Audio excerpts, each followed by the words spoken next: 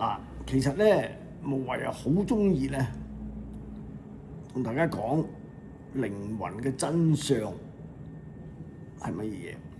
點解咁緊要咧？因為靈魂嘅真相咧，其實咧就係幫到人咧，係可以用到靈魂嘅第六感，即係因為靈魂咧其實就係一個磁場體啊。咁佢如果你用到佢靈魂嘅功能咧，就即係可以使用到咧呢個潛意識嘅第六感。咁有咩幫助咧？係會幫你咧係會做到一件事，就係話當你去諗嘢嘅時候咧，你係好快捷，而且唔單止咧開發你嘅聰明啦、智慧啦，而且可以令你咧即係一個飛躍，就係可以覺悟。譬如你響佛法嚟講咧，最緊要就係覺悟人生啊，唔係咧佢有冇智慧啊，或者係聰唔聰明。聰明嗰啲小聰明咧，好多人都會有啦。咁但係如果你要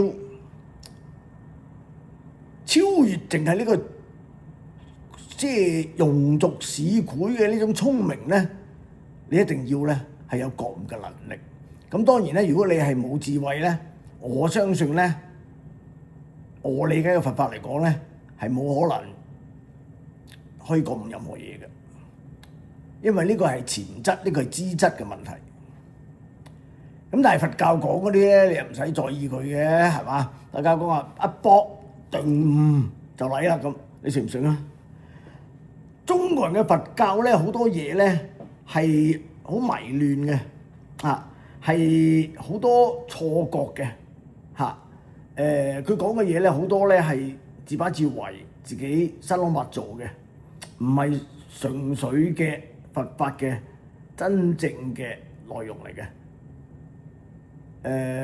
咁又可以咁講啦。你問無為讀咗幾多佛法咧？咁無為一啲都冇讀過，因為點解咧？佛法唔係靠學嘅，唔係靠讀嘅，呢啲就係執着，就係着相。所以咧，人好緊要一樣嘢，就係話你點樣可以覺悟出真理，而唔係去學真理啊！真理冇得學嘅。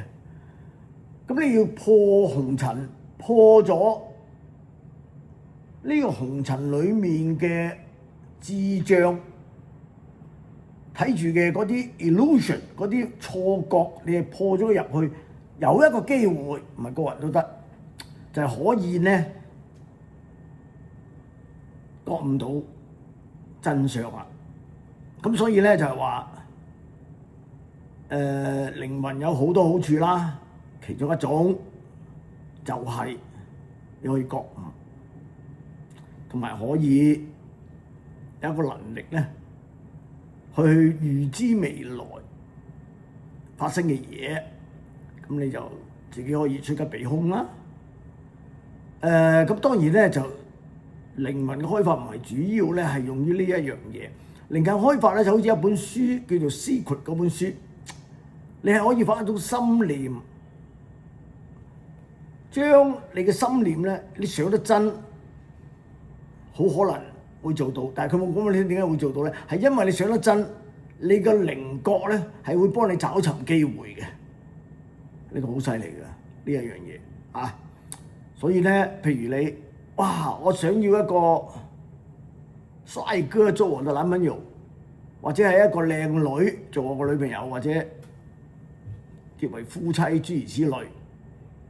你喺呢個社會裏面唔係靠追女仔嘅，你係靠定中意覺出。